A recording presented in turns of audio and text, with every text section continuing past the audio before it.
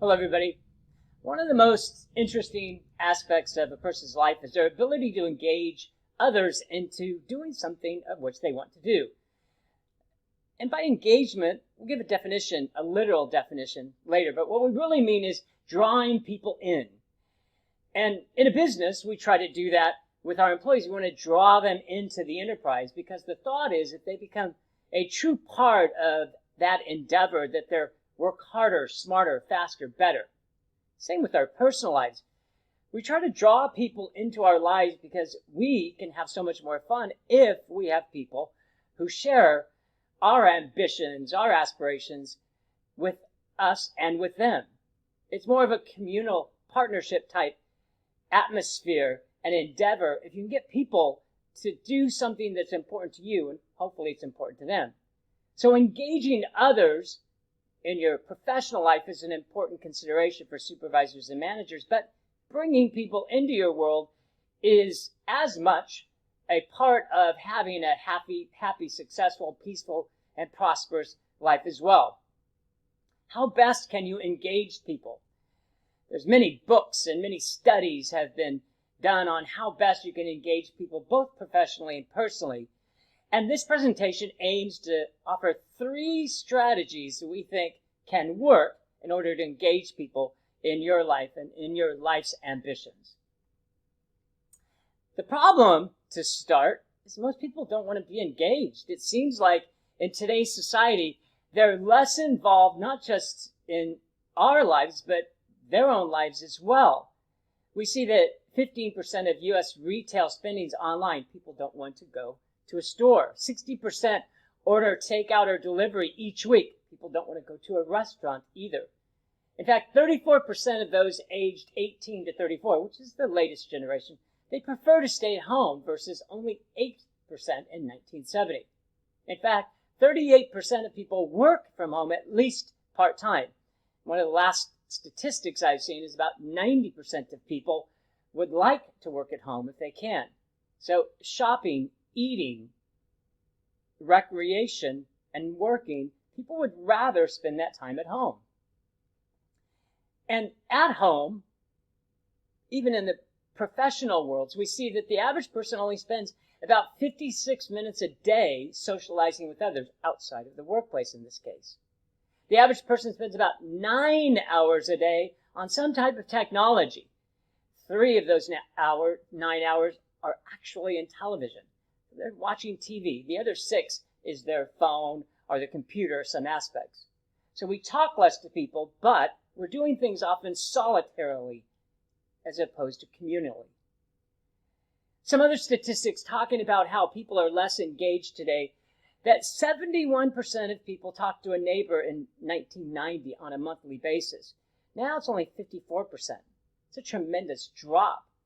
Group membership has fallen across the board, from Elks to Shriners to the Moose. Just about any communal organization that is composed of people who voluntarily join has dropped, some in cases of 50%. 60% attended church in 1972. It's about 40% today. 27% had 3 good friends in 1990. Now only about 27% of the population has 3 good friends. So people are less engaged in general, and yet we're talking about how can we engage people, not just professionally, but personally. Very difficult. So when we talk about strategies to do this or do that, one thing we have to consider is it seems that most people don't want to be engaged. They want to spend their lives in a much more solitary adventure, if we can say that. That is what brings them at least happiness, maybe contentment, maybe peace, whatever it is. But having communal partnerships, relationships with other people just doesn't seem to be as important today as it was for previous generations. And think about this. I read this some time ago. It says if we treat all we meet as if they were going to die by midnight, if we extend every care and kindness without no thought of reward, our life will never be the same. And as we start this presentation, what I want people to keep in mind is so much about engagement starts with us. In fact, if we were doing this presentation in the workplace, we would say, well, we need to do this strategy to get somebody else to engage with us. And in fact, we often have to look at ourselves first. We have to improve upon ourselves or change some aspects of ourselves. And in doing that, it draws people towards us rather than coming up with an artificial type strategy that we think may work. So if we treat people better, as Magdino says here, if we treat people better, our relationships with people will never be the same because they will be drawn towards us. And it's a good way to start about how important engagement is. It starts with the person. So if we were to ask what strategy you would use to engage persons and people, and then how you would actually create that strategy, that's a good way to start before I give you my 3. And some people would say, oh, teamwork and communication, and you've got to care. Those are often conclusions. What type of communication? What kind of teamwork? What type of motivation? It's easy to come up with the buzzwords on what you should do. It's much harder to come up with the actual plans on how to do that. And as consultants and managers and leaders, we have to concentrate on the how as much as the what. Hopefully we'll do both in this presentation. So far, good ideas. So let's talk about a quick definition. Remember a couple minutes ago I said I'll give you a literal definition? Here is that literal definition. So what is engagement? Engagement is an emotional or mental connection between people. Go to the other one. It's the act of sharing something with others, whether it's a meeting, an appointment, or a marriage. It's professional and personal. Engaging works as well in the professional business world as it does in the personal world. And there's a couple of words that come to mind when we talk about this aspect of engagement. One is this connection. I use the word relationship as well. And when we talk about engagement, it means this connection and relationship we have with people. If we believe the terms of emotional and mental, it's not so much physical, it's much more of a bond that you have because of the way you think, because you may have some similarities or develop similarities between people. I often like to say you share an experience, and that experience binds you or bound you to other people. That's often what families have. You've went through the experiences of childhood into adulthood, and you have so much history that it creates this bond. That's why so many bonds with family are strong, because they have this emotional and mental connection. We need to develop that with other people, and if we do, then we and they will become engaged in one way or another. So how can we engage a person to do something? I'm going to limit it to 3. Now, some people say there's 8 or 10 or 12 ways that you can engage somebody into relationships with you or work aspects with you, whatever it is, to draw people into your world, as we talked about at the beginning of this presentation. I think there's 3. There's 3 things that we can do to engage others into our world. First, we have to be the right person. We have to be the right person who likes what we do and likes to do it at a place that you want to be at. And now let's switch it to the other person. The other person has to be the right person who likes what they do and they like doing it at a place that they like to be at. So let's talk about more specifically each one of these, and we'll see how it relates. If we're trying to engage people to us and to our enterprise, we have to be what I call a likable person. We have to be somebody who's decent and honorable, kind and generous, and yes, gracious. People are attracted to goodness. Most people, even if they are unfortunate, even if they lie or steal, they certainly don't want friends who lie and steal either. Even though they may be that type of person, they certainly wouldn't want it in others. They certainly couldn't build a relationship with those people. But the people that we're often drawn to are really, as I say, good and decent people. They're people that we like and we want to hang around with. If we can make ourselves a decent and honorable person, a kind person, we will find ourselves without any other type of strategy, specific or otherwise, that we use to engage people, Just by virtue of who we are, we will engage people into our enterprise. So one of the most profound things that you can do to be an engaging person is to be a likable person, the right type of person. And then you have to like what you do and what they do. So let's talk about the business world. We're a good person, per se, and now we want to engage others into our endeavor, our ambitions, our aspirations, whether it's increasing sales, whatever it may be. That engaged person has to like what they do. They have to have a true passion for their job. And then we have to allow them to choose how they do their job and when they do their job. Most importantly, why they do their job. If you can give a degree of freedom and independence to somebody else, and that person then likes their job, there's really no limit to how engaged they're going to be in the enterprise. People in general don't like to be told what to do. They want to have a degree, maybe a high degree, of independence in the way they live their life. We understand that when you work for somebody, that there's things you have to do in order to make a living, to get a paycheck. But the more that you can allow a person some degree of independence, the more engaged they're going to be in their enterprise, in their job. And that comes at a place that they like to be at.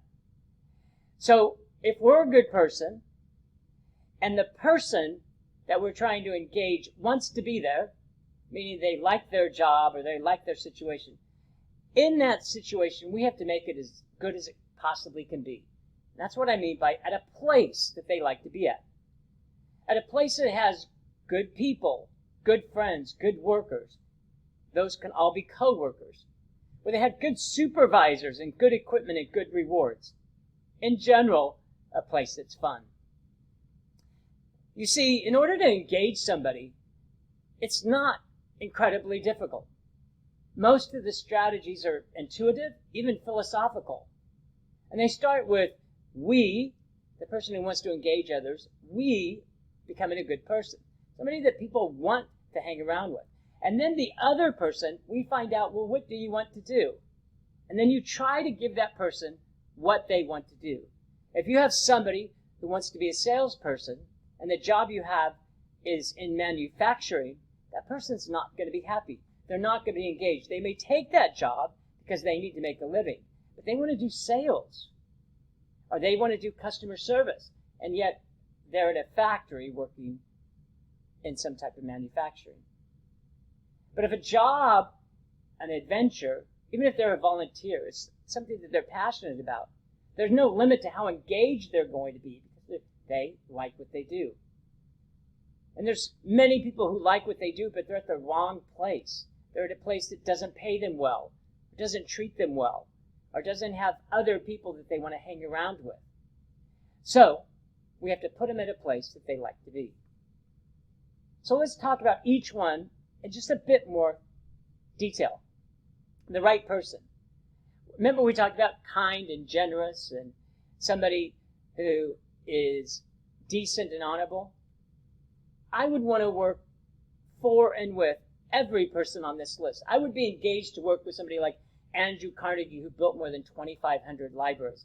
I was a library director in one of his libraries.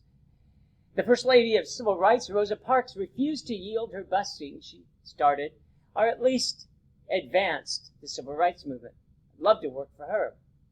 Harry Styles, the singer from One Direction, bought hundreds of Domino's pizzas for the homeless and then spent the day handing them out. We only learned about this, not because Harry Styles put out a press release, because one of his friends, Ed Sheeran, was the one that actually said, hey, let me tell you what Harry Styles did. He didn't do it for publicity.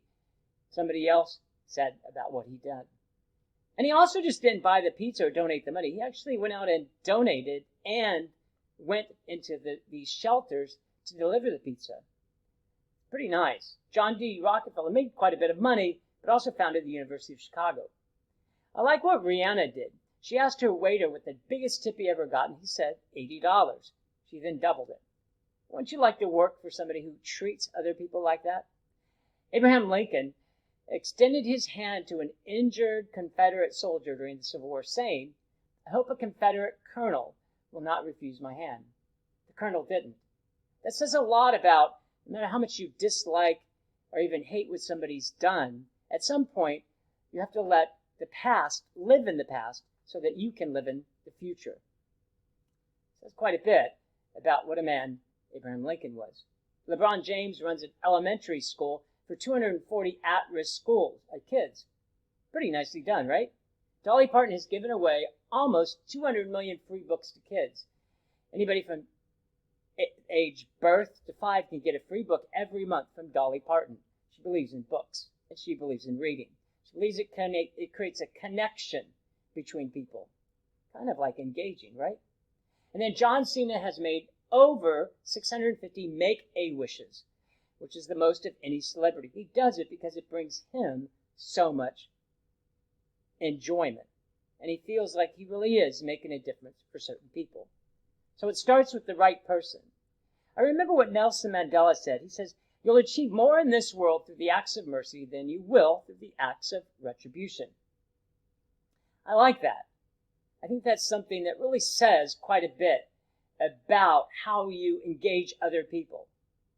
If you retaliate against somebody, you don't necessarily engage them as much as you show some acts of mercy or kindness. We'll talk about Nelson Mandela a little bit more. Quite a great man, has a profound legacy. So, the right person who likes what they do. These are 6 individuals who truly liked what they did, and they kept at it because they liked what they did. Beethoven, his music teacher said he was hopeless as a composer, but he liked what he did. Winston Churchill failed the 6th grade, but kept going. Bill Gates never finished college. Look at what he's done for Microsoft. Einstein couldn't read until he was 7 years old, and he became maybe the foremost inventor of his time, as with Thomas Edison. Beyonce was once voted off the talent show Star Search. She kept going because she liked what she did. And maybe my favorite, Lucille Ball didn't become famous, even infamous, until she was over 40 years old with the I Love Lucy show. She kept going because she had a passion for what she did, liking what they did. At a place you like to be. And one of the greatest stories about being at a place that you want to go to is from Cheers. Some may remember there was a show for 11 years or 12 years called Cheers. And it was a downtown bar in Boston. And it was a group of people who came together at this bar to talk about and relive and live their life stories. And it started with the guy by the name of Norm. And every time Norm walked into that bar, everybody would say, "Norm!" They'd say his name. It's one of the great lines in television. And when they scream his name, it makes you feel as if you're wanted to be there. It is a place to meet. It's a place to eat. It's a place to talk. It's a place to work. And it's also a place to live. A way you live your life. And as a result of the time spent there, it enlivened your life as well. It makes you feel missed when you're not there. It makes you feel welcome. It makes you feel wanted. And at the end of the day, everybody wants to feel wanted. So it not only makes you feel, but it makes you feel good. Remember we talked about the definition of engagement and engaging, and we talked about how mental and emotional is? That's what Cheers was. It was a bar that made people feel, but most importantly, made you feel good. The theme song's a great one. It says, sometimes you want to go where everybody knows your name, and they're already glad that you came. You want to be where you can see our troubles are all the same. You want to be where everyone knows your name. Wouldn't that be a great place to be? And that is about the important aspects of creating a place where people want to go. So they're the right type of person, and they're in the right type of job, and yes, you put them in the right type of business. I think it's important. And there's one more thought. Remember I talked about Nelson Mandela? If people learn a little bit more about Nelson Mandela, he had a great philosophy. He spent about 27 years in prison, and then when he came out, he could have hated the people who put him in prison. Instead, he didn't. He believed in forgiveness. And after he came out of prison, shortly thereafter, he ran to be the president of South Africa. He later won a Nobel Prize. And it really was about his attitude towards those who had treated him so violently bad. And he once said one time, "No one is born hating another person because of the color of their skin, or his background, or his religion. They must be taught to hate. And if they can learn to hate, they can be taught to love." Maybe one of the best statements I've ever heard. So for those people who are difficult, challenging, maybe even evil, that in some ways, according to Nelson Mandela, has been taught them. And if they've been taught to act bad, they can be taught to act good. And that's what we're learning about engagement when it starts with the person. If you're not a good person, you can learn to be a good person. Can it be done? I believe that we can be anything we want. We can change any situation we face. And we can make any day better. If only we believe we can reimagine the future and work to make it come true. I've always said dreams and determination are the two most important factors. Dreaming of something good and then being determined to achieve it. With engaging others, I think that's the key. Think that we can be a better person, that we can put people and find people in situations where they want to be. And then we can create either the workplace or the home place that people actually want to be. Have a great day, everybody. Take care.